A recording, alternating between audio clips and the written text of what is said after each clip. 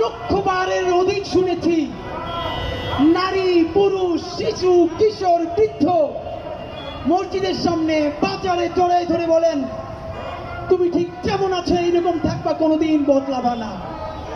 আন্তর্জাতিক অপরাধ ট্রাইব্যুনালের রায় শুনতে গেছি, বিচারক ইজলাস তার একটু আগে ভরা কোটের মধ্যে একজন শহীদের মা দূর থেকে দাঁড়ায় বললেন, হাদি আমি শহীদের মা বলছি, তুমি কোনোদিন এর চেয়ে গুড বয় হবা না, তুমি যেমন আছো তেমন থাকবা।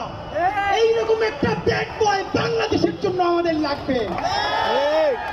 যদি ব্যাড বয় থাইকা স্বাধীনতার সার্বভৌমত্বের ভ্যানগার্ড হওয়া যায়, আপামর বাংলাদেশের জন্য বুক চিতিয়ে লড়াই করা যায়, তাহলে তথাকথিত প্রগতিশীল এবং সুশীল হওয়া, তাদের ভাষায় গুড বয় হওয়ার কোন জরুরত আমাদের নাই।